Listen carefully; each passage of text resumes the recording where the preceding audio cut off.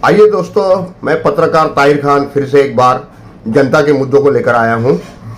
आज हमारे साथ में एक सामाजिक कार्यकर्ता है जो चेंबूर विधानसभा 173 के एक मतदाता है और यहाँ के एक कार्यकर्ता भी है। आइए उनसे ही जानते हैं कि उनके बारे में, जो शख्सियत हमारे साथ है उनके बारे में उनसे ही जानते हैं। हाँ सर, बोलिए ना, आपका नाम बताइए और क्या आप सामाजिक कार्य में आप कितने कुशल है, क्या है, बताइए। जी, मैं मोहम्मद रिजवान शेख, चेंबूर विधानसभा 173 से, जो छेड़ा नगर नाम की जो बस्ती है वहाँ पे आज कई वर्षों से मैं सामाजिक कार्य करता हूँ और वहाँ पे काफ़ी मतदाता भी है, जो 500 से 600 मतदान है। तो रिजवान जी, मुझे ये बताइए, ये चुनाव के दौर में आप मतदाता के नाते आप इन जो प्रत्याशी यहाँ पर से विधायक खड़े रहने वाले हैं या जो भी प्रत्याशी खड़े रहने वाले हैं, उनसे क्या अपेक्षा रखते हैं और आप क्या मांग करना चाहते हैं, और आपकी समस्याओं का थोड़ा कुछ खुल के बताइए, कैसे होगा इसका निवारण। सबसे पहले तो जो भी मान्यवर चेंबूर विधानसभा 173 से जो उम्मीदवार, भारी उम्मीदवार है, उन लोगों से तो मैं ये रिक्वेस्ट करना चाहता हूँ कि आप लोग जो ये लड़ रहे हैं चेंबूर विधानसभा से, तो गरीबों के लिए क्या करने वाले। अमीरों के लिए तो हर उम्मीदवार गरीब साइड से तो बहुत बड़े काम कर देते, लेकिन चर्चा तो गरीबों के ऊपर ही होता है। लेकिन गरीबों के ऊपर उन लोगों ने क्या करने वाले, मैं उन लोगों से यही मैं जानना चाह रहा हूँ। क्या जानना चाहते हो कि एक गरीब बस्ती जो रहती है, उस गरीब बस्ती में क्या काम होना चाहिए। जैसा कि मैं आपको बताना चाहता हूँ कि तकरीबन आज से 4 महीना पहले जो 24 जून को चेंबूर की ही बस्ती में जो छेड़ा नगर हाईवे के बाजू में था, क्या सीटीएस नंबर क्या है उस भूखंड का?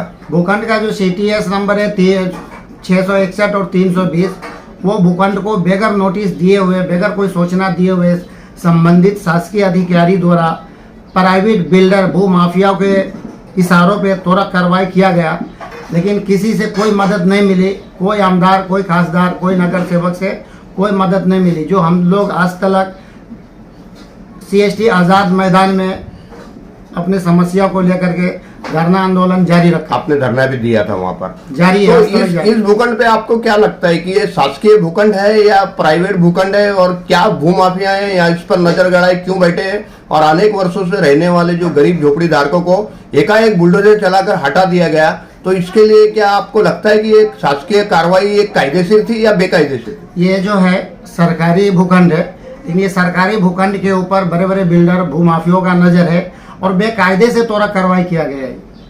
बेकायदे से किया गया जी? तो आपको नोटिस दिया गया था? कोई नोटिस, कोई सूचना, कुछ भी नहीं तो दिया। रिजवान भाई, आप उस भूखंड पे कितने सालों से रहते हैं? हाँ, ये भूखंड पे जो है कि जो हमारे बस्ती के गरीब लोग जो रह रहे थे, तकरीबन 20 से 25 वर्षों से रह रहे थे, जिनका मेरे सारा सबूत मेरे पास खुद है उन लोगों का, और मतदाता सूची में 95 से अब तक लोगों का नाम है। तो सामाजिक कार्यकर्ता होने के नाते आपने इस मुद्दे को कहां कहां उठाए और क्या आपको शासन से मदद मिली, और नजदीकी आपके जो तिलक नगर पुलिस स्टेशन है, इनका रवैया आपके जो जनता के लिए कैसा था? आपका कुछ एक्सपीरियंस बताइए इस बारे में। सबसे बुरा रवैया तो तिलक नगर चौकी का ही रहा, जो पुलिस अधिकारी है उसका रहा, क्योंकि पुलिस ने ही ये पूरा खेल रची थी और हम लोगों को और हमारे यहाँ के जो भी और भी लोग थे सबको डिटेन करके रख दिया गया और सुबह 24 तारीख को त्वरित कार्रवाई जारी किया।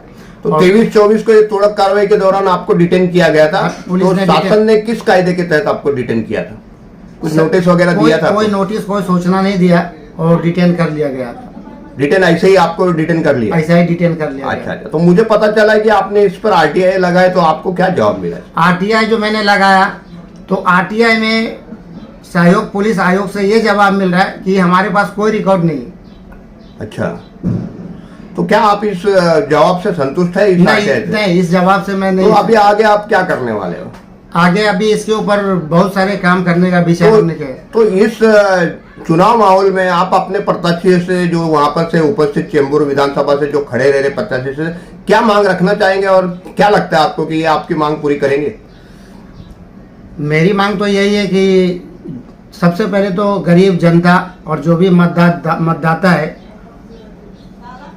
छेड़ा नगर के मतदाता से नहीं, तमाम विधानसभा मतदाताओं से मेरी गुजारिश है कि आप बिल्कुल सोच समझ के चुन करके अच्छे उम्मीदवार को वोट दें। अच्छा, तो ये झूठे वादे जो करते हैं ऐसे लोगों को पहचानने के लिए आपने कुछ बनाया है नियम कुछ?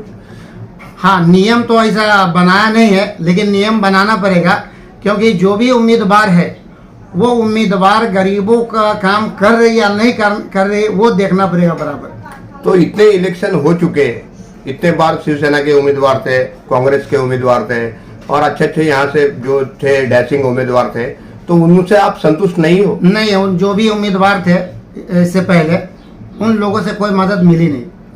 कोई मदद नहीं मिली? कोई मदद नहीं मिली। तो ये गरीबों के लिए जो सरकारें जो कानून बनाती है, जो अभी जो चल रहा है प्रधानमंत्री आवास योजना और झोपड़पट्टी अर्बन डेवलपमेंट में जो 1971 के कायदे के तहत हर गरीब को घर मिलने चाहिए, जो जिस भूखंड पे रहता है उधर उसका विकास होना चाहिए, तो ऐसा कुछ प्रस्ताव लेकर आपके पास सरकारी लोग आए थे क्या? क्या हुआ इनका? माननीय प्रधानमंत्री देश के नरेंद्र मोदी जी का निर्णय है कि 2022 तलक वालों को पक्का घर दिया जाए। महाराष्ट्र शासन का निर्णय है कि 11 तलक वालों को पक्का घर दिया जाए, लेकिन ये घर किसको दिया जाए ये समझ में नहीं आ रहा है। क्योंकि जब हमने अपनी बस्ती नहीं और भी बम्बई के बस्तियों को हमने देखा कि जूना कागज पत्र रहने के बाद भी उन लोगों को बेघर कर देने का काम किया जाता है। लेकिन जो हम लोगों की भूखंड है, तो ये भूखंड की जो त्वरित कार्रवाई की गई, तो इसमें 95 से लेकर के अब तक का 4 से 500 लोगों का कागज पत्र है, डॉक्यूमेंट्स है, मतदार सूची में नाम है, और अब तक लोगों को वोट, जो भी उधर से उम्मीदवार है उनको वोट दिया गया, चुन के भी आए, लेकिन उधर से कोई मदद मिली नहीं। मतलब शासन इसमें असमर्थ है, आपका बोलना है? जी जी जी। गरीबों के जो योजनाएं जो गरीबों को जो कागज पे बताया जाता है उसको सही में करने के लिए असमर्थ है? नहीं, उसमें कोई भी ध्यान नहीं दे रहे, असमर्थ है। काम करना नहीं। आपका बोलना यह है कि सरकार असमर्थ जी।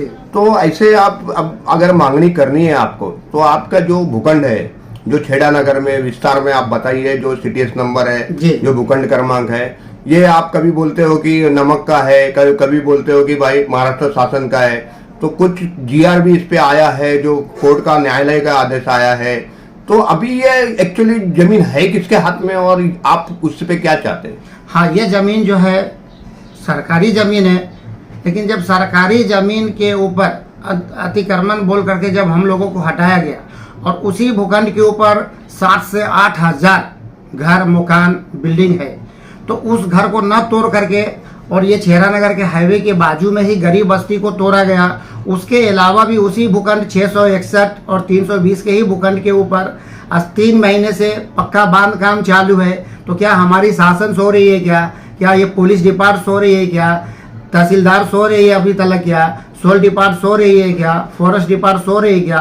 तो मुझे लगता है कि कहीं ना कहीं ये सब लोगों के साठ गांठ से ही ये काम चालू है, और ये भी जगह तो आपका हम ऐसा कहना माने कि आप जो कह रहे हैं कि सरकारी अधिकारी और महकमे जी, तो इस पर कुछ काम नहीं कर रहे, पट्टी मारे बैठे हैं आग पर, केवल गरीबों को हटाने का ही इनका मंसूबा है। बिल्कुल, जो आपने बोला सही बोला कि वो गरीबों को हटाने का ही पूरा इन लोगों का ये है कि वो जगह हटा करके। तो ये फायदा किसको देना चाहते हैं? कौन है वो भूमाफिया जो पिक्चर में नहीं आ रहा है? अज्ञात भूमाफिया कौन है? जहाँ पर उसने कंटेनर रखा है, सब रखा, और पुलिस विभाग भी उसके लिए काम कर रहा है, शासन भी उसके लिए काम कर रहा है। तो ये अज्ञात जो माफिया है, भूमाफिया, ये क्या उनको कैसे मैनेज कर रहा है, क्या है, कुछ आपको इसके बारे में पता है? हाँ, ये जो भू माफिया है, तो ये संबंधित अधिकारी को सब पता है, सब अधिकारियों को सब पता है? अधिकारियों को सब पता है। अच्छा। तो हमने संबंधित अधिकारी को। तो क्या अधिकारी मिलकर इस भूखंड पे अपना रोटी सेक रहे हैं और यहाँ से कुछ कमाना चाहते हैं, भ्रष्टाचार करना चाहते हैं, बहुत बड़ा भ्रष्टाचार। गरीबों के लिए आरक्षित जमीन है ये, अगर देखा जाए तो। यहाँ पर कितने झोपड़े थे रिजवान भाई, और कब से थे, और कितनों के पेपर आपके पास है? हाँ, मेरे पास 400 लोगों का डॉक्यूमेंट्स है, और 95 से लोग रह रहे थे। 95 से लोगों 95 के वहाँ प्रूफ है, 400 हो गए जी।